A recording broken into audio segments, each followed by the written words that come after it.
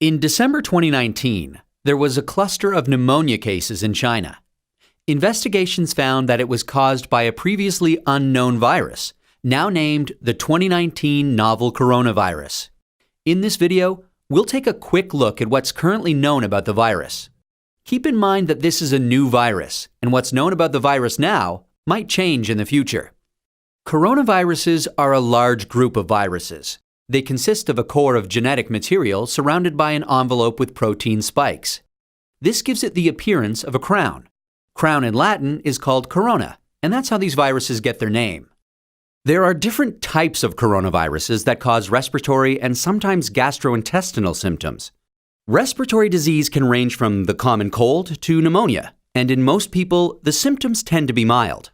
However, there are some types of coronaviruses that can cause severe disease. These include the severe acute respiratory syndrome coronavirus, first identified in China in 2003, and the Middle East respiratory syndrome coronavirus that was first identified in Saudi Arabia in 2012.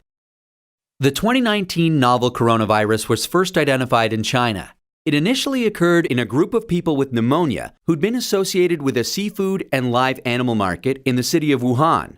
The disease has since spread from those who were sick to others, including family members and healthcare staff. There are many cases at present, and the disease has spread within China and also to a number of other countries.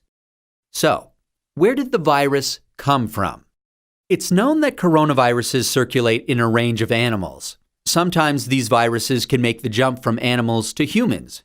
This is called a spillover and could be due to a range of factors such as mutations in the virus or increased contact between humans and animals. For example, MERS-CoV is known to be transmitted from camels and SARS-CoV from civet cats. The animal reservoir of the 2019 novel coronavirus is not known yet. How is it transmitted? The exact dynamics of how the virus is transmitted is yet to be determined.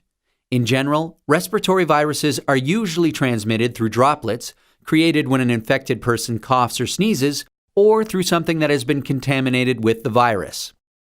People most at risk of infection from the novel coronavirus are those in close contact with animals, such as live animal market workers, and those who are caring for people infected with the virus, such as family members or healthcare workers.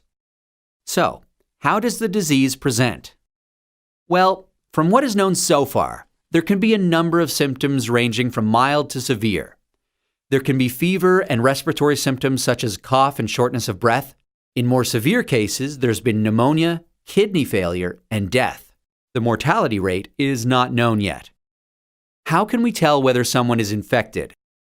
The infection can be diagnosed by a test called PCR, or polymerase chain reaction. This test identifies the virus based on its genetic fingerprint.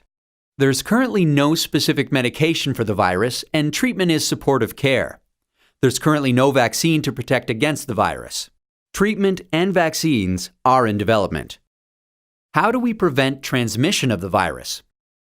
This new virus currently has a limited geographic spread. However, there are a number of standard hygiene practices that have been recommended to protect against infection and further spread.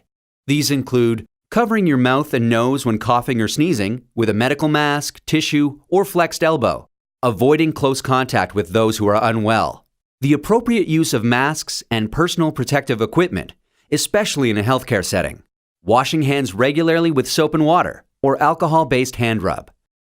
Actions that can be taken to prevent infection from an animal source include avoiding unnecessary unprotected contact with animals, washing hands after contact with animals or animal products, and ensuring that animal products are cooked thoroughly before they're consumed. It's important to stay home if you're feeling unwell, but if you have a fever, cough, and difficulty breathing, seek medical care early and share your previous travel history with your healthcare provider. That's a quick look at this emerging infectious disease. Given that this outbreak is evolving rapidly, what's known about this virus can change. Please check the websites below for the most up-to-date information.